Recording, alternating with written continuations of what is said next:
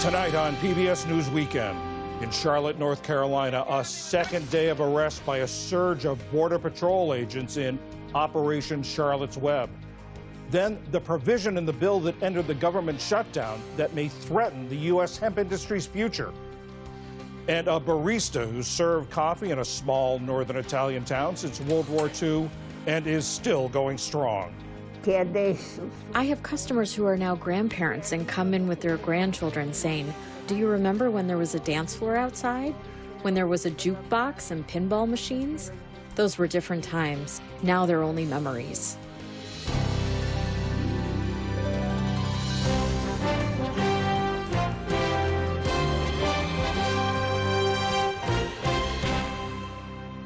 Major funding for PBS News Weekend has been provided by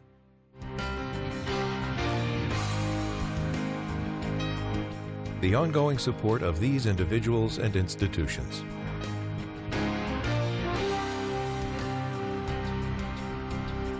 And friends of the NewsHour.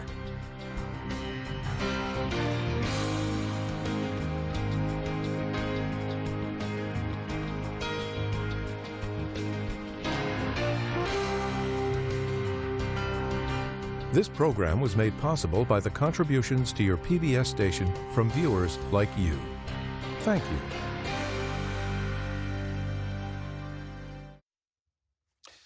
Good evening, I'm John Yang. It's been the second day of Operation Charlotte's Web.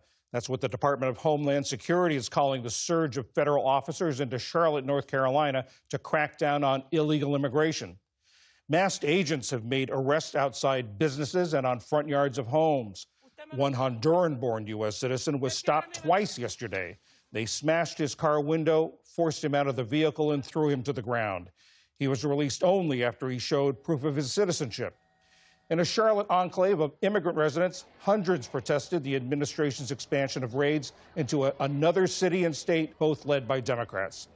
Border Patrol Commander Gregory Bovino said Saturday was a record day with 81 arrests. Residents are bracing for more. The impact it's having on us is that a lot of people are afraid to go outside. It's terrifying to pretty much know that at any moment a federal agent can just come out and abuse you just because of the way you look. Meanwhile, the Pentagon is sending home hundreds of National Guard troops that President Trump had deployed to Portland and Chicago. In Southern California, the forecast is for more rain today, but storms eased overnight, allowing officials to lift mandatory evacuation orders. Residents woke up to fallen trees and rising waters. The risk of mudslides persists, and officials urge people to drive slowly and be aware of debris. At least 2 deaths have been reported, and 1 child is still missing. The U.S. Navy's most advanced aircraft carrier, the USS Gerald R. Ford, arrived in the Caribbean today, marking the largest buildup of U.S. firepower in the region in generations. It comes just days after President Trump said he had sort of made up his mind about what he'll do in Venezuela. That raises questions about what's next in the region. Mr. Trump and Venezuelan President Nicolas Maduro are engaged in a war of words. And since September, the U.S. military has struck 21 boats in international waters as part of an anti-drug campaign. At least 80 people have been killed. Ukrainian President Volodymyr Zelensky says 1,200 Ukrainian prisoners could soon be returning home. He says talks with Russia to resume prisoner exchanges are progressing. Overnight, Russian drones damaged Ukraine's energy infrastructure in Odessa, while Ukraine struck a major oil refinery in Russia's Samara region. In an Associated Press interview, Finnish President Alexander Stubb said he didn't expect a ceasefire anytime soon and urged Europe to maintain its support for Ukraine. I'm not very optimistic about achieving a ceasefire or the beginning of peace negotiations, at least this year. I mean, perhaps if we get something going by February, March, that would be good. Stubb also said President Trump and European leaders need to step up pressure on Russia to achieve peace. Chilean voters went to the polls today in the nation's polarized presidential election. They chose between 4 leading candidates who've been competing over who's the toughest on crime and immigration. Pre-election polls suggested there would be a December runoff, as none of them appeared likely to get the simple majority needed to win. The wild card is a surge of new voters. A new law makes voting mandatory, and eligible Chileans who don't vote are subject to fines of up to $100. This weekend is the halfway point for the 30th annual UN climate summit known as COP30. Delegates from nearly 200 countries are meeting in Belém, Brazil, on the edge of the Amazon rainforest, which is the world's largest.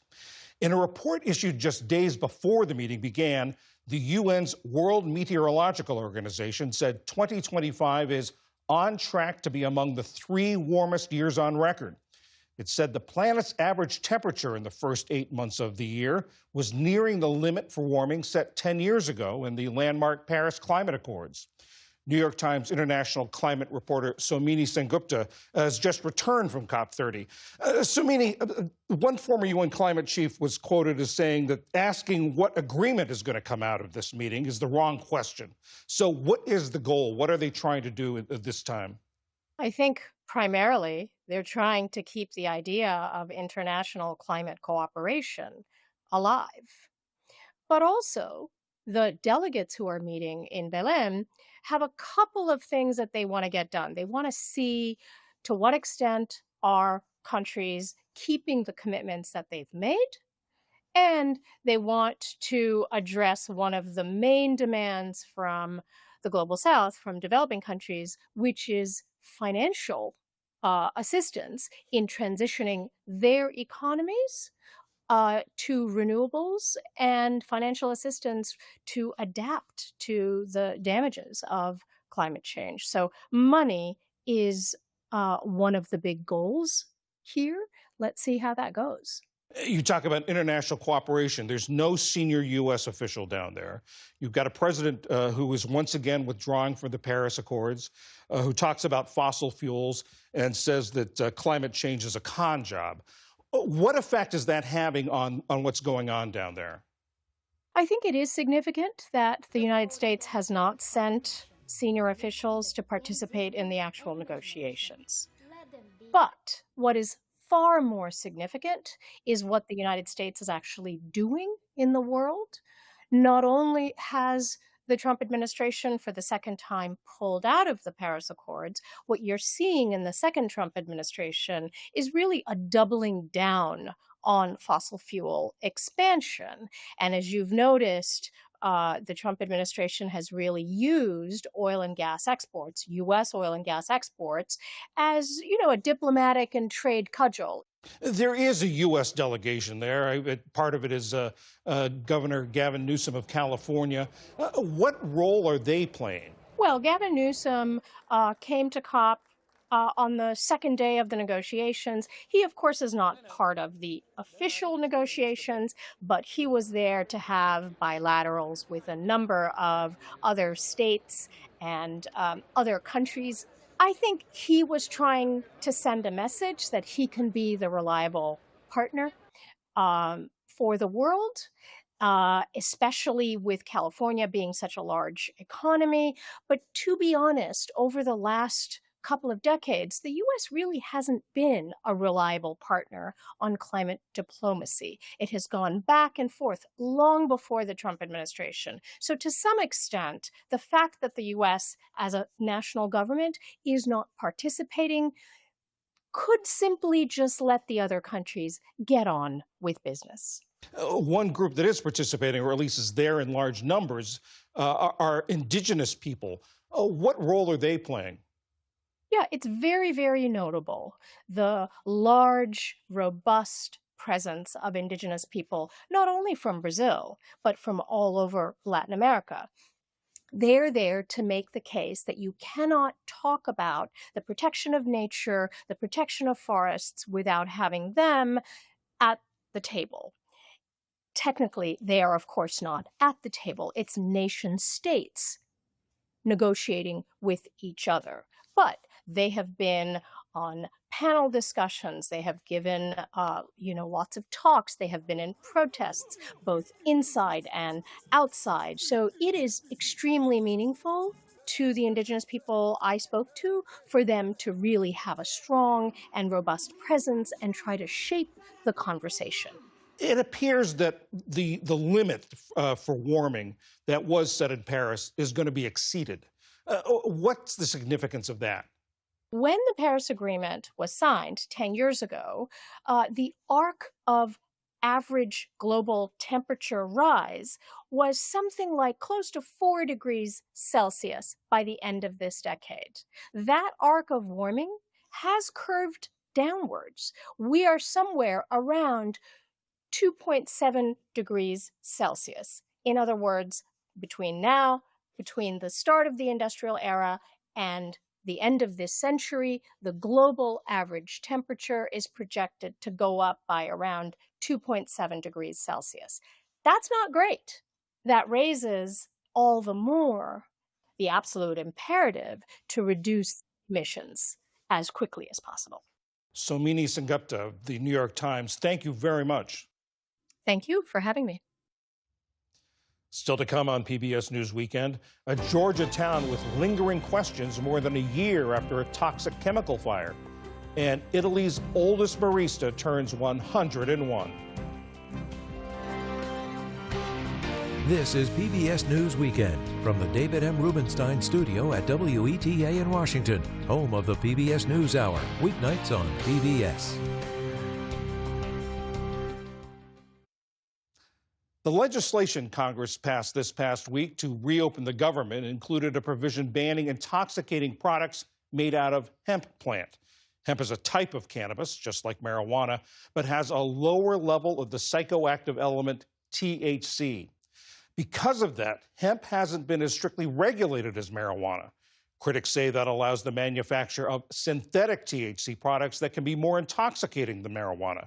But others warn that the new limits could kill a growing industry and hurt U.S. hemp farmers.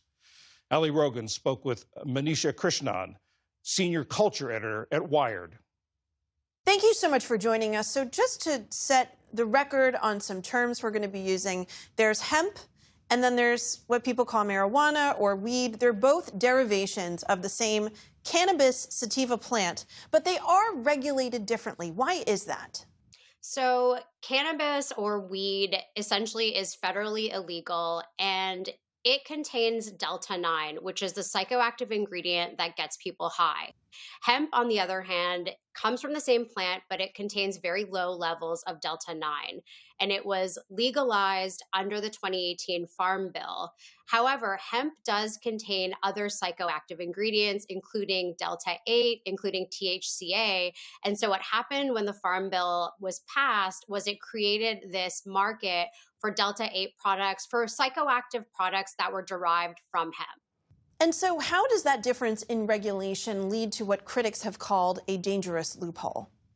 So essentially what happened with the loophole was it created this market for all of these hemp-derived psychoactive products, and these products are not regulated by the FDA. So something like Delta-8 gummies or drinks, they're not regulated, and in that sense, we don't necessarily know what's being put into them. There could be extra chemicals and things of that nature that are put into them.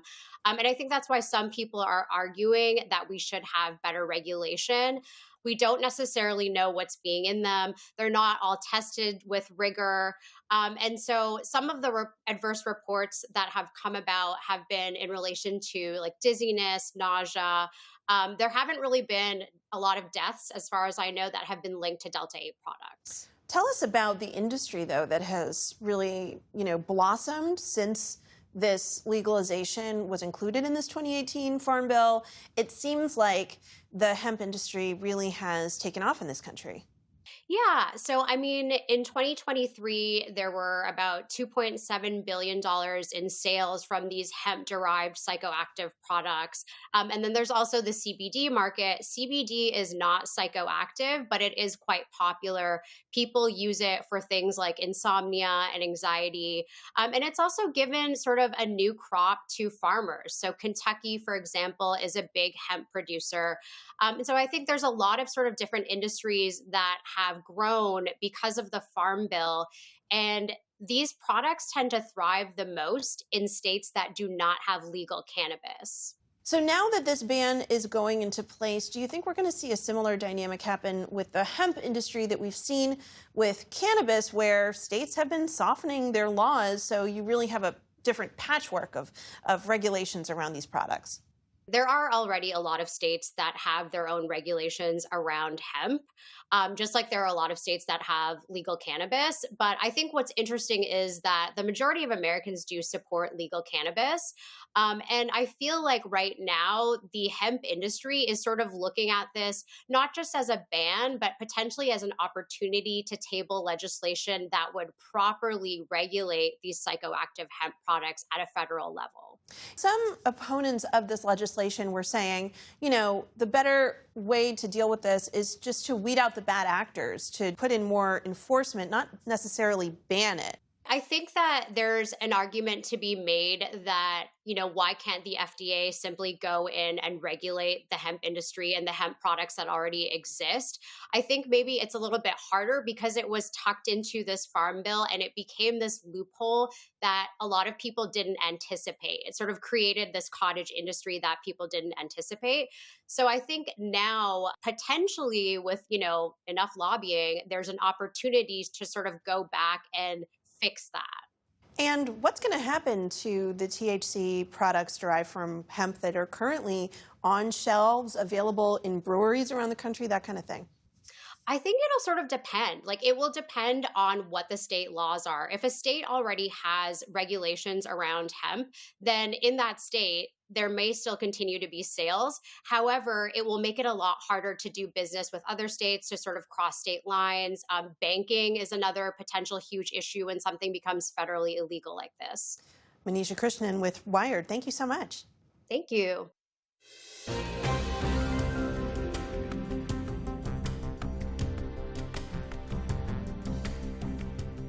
On a September morning last year, a chemical fire at a Conyers, Georgia facility operated by BioLab to make chlorine products for swimming pools and hot tubs sent a toxic cloud over the area. A Georgia Public Broadcasting podcast called Manufacturing Danger, the BioLab story, examined that day, what led up to it, and the immediate aftermath. That Sunday, 7 o'clock in the morning, they're banging on our door. You got to evacuate. What? You got to get out. It is a fire. So we're thinking, oh, okay, they'll have it under control by 5 o'clock. So we go to the church and we sat at the church for all those hours. So finally we realized we can't go home. Now a second season of the podcast hears from whistleblowers and looks at the health consequences residents are experiencing a year later and what could have been done to prevent it. Georgia Public Broadcasting's Pamela Kirkland reported and hosts both seasons of the podcast. Pam, walk us through what happened that morning in Conyers. So September 29, 2024, 2 BioLab employees call 911 because they realize there's a chemical reaction happening in the building. That turns into a fire, and later that day, that fire produces a toxic chemical plume that spreads over Conyers and the surrounding area. For those of you who don't know, Conyers is a suburb of Atlanta, so it's about 30 minutes away. And people were complaining about a haze and a smell of chlorine for days afterwards. The fire and the plume triggered evacuations, shelter-in-place orders, and you heard from Jean Sadler earlier. She's one of those who was forced to evacuate. She lived in Conyers for about 50 years and says that she suffered health issues as a result of the fire. You followed some of those residents you just talked about. What are some of their stories? Sure. So Cheryl Garcia is another person that I've been in touch with for about a year. She's a retired nurse practitioner and actually knows a lot about chemicals on her own. But she talked about how she used to have asthma. It's been under control for about a decade. But in the days and weeks after the fire, those asthma symptoms came back. And it got so bad that her voice, she called it her BioLab voice because it was so raspy. She went to speech therapy for it after an ENT examined her and said that while they couldn't attribute what she was suffering from to the fire, they could say that there was some damage to her vocal cords. So she's been on different medications since and in therapy trying to improve that. And, you know, residents have talked about a number of different symptoms, but you hear patterns. A lot of people complained about migraines, shortness of breath, irritation, things like that, things that would be symptomatic of chlorine exposure. In one of the episodes of the podcast, you play a 911 tape from the day of the fire. We hear someone on that tape say, "It's always BioLab." What did you learn about the history of that facility and previous incidents of that facility? looking into BioLab's record, we found fires in 2004. We found another fire in 2015 that prompted some voluntary evacuations, one in 2016 where several firefighters were injured, and another one in 2020 that produced a chemical plume. Now, the most recent fire, 2024, the company's come under a lot of scrutiny because of its history, and there have been a lot of questions as to how this could happen so many times because the details between them have been so similar. It's always a chemical that's supposed to stay dry gets wet, a chemical reaction occurs, and it sparks a fire or a large plume of chemical smoke.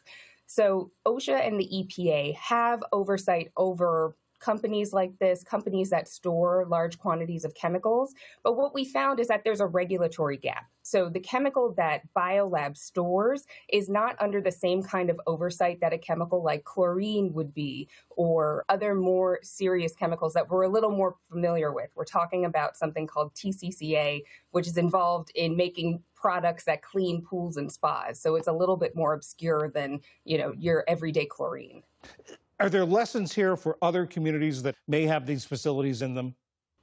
So I think the biggest takeaway residents would say is that there should be a plan in place. There were a lot of questions on the local level about how county officials responded to this, how the city of Conyers responded to this BioLab fire.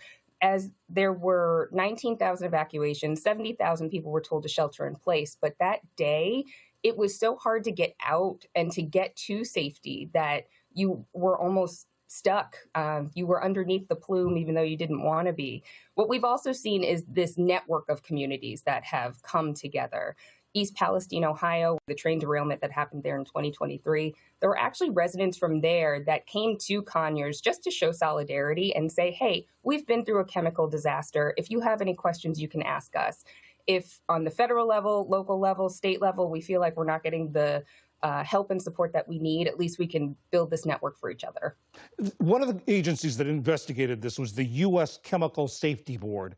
The administration wants to zero that out. They want to eliminate that. What effect would that have on towns like Conyers and other places that may have similar facilities?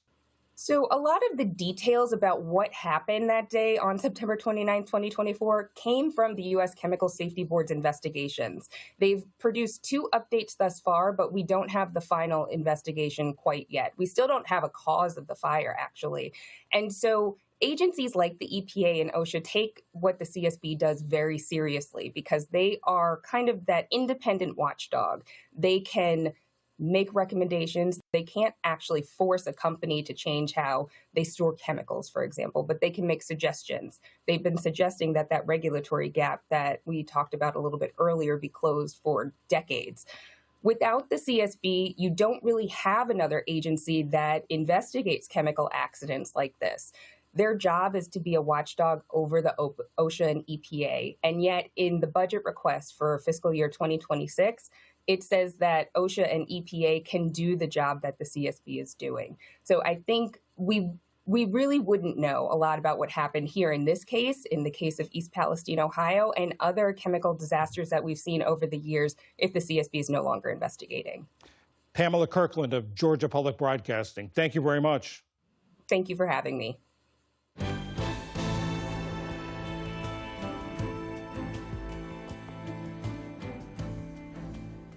Finally tonight, Italy's oldest barista.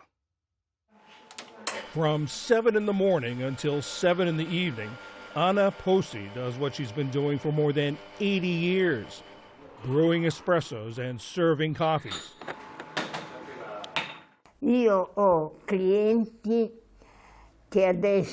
I have customers who are now grandparents and come in with their grandchildren saying, Anna, do you remember when there was a dance floor outside?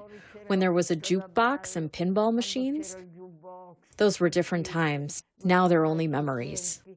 She first did this sort of job at the end of World War II when she went to work in her uncle's restaurants. Grazie. In 1958, Pozzi and her husband opened Bar Centrale in the small town of Nebbiuno on the shores of Lake Maggiore in northern Italy. Since her husband died in 1974, she's been on her own. It's a bit like a family here, you know? It doesn't feel like a bar to me. It feels like a meeting place. People come in, some come to run an errand, others come and ask me, do me a favor, could you get your daughter who works in the town hall to bring me my identity card? Sure, I'll come and get it tomorrow. Then there's the other one who says, please, if you see the doctor, get me a referral. I'll leave you the prescription. All right, I'm always available for everyone. Pozzi plans to remain available. She has no intention of retiring. She's among the growing number of Italians who are centenarians, the vast majority of them women. Today is Pozzi's 101st birthday.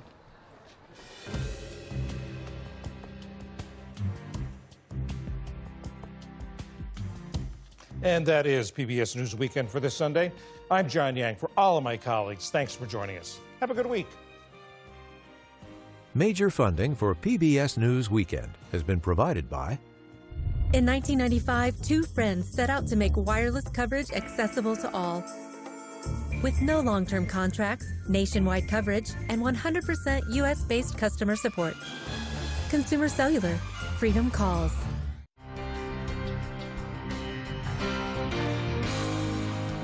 The ongoing support of these individuals and institutions.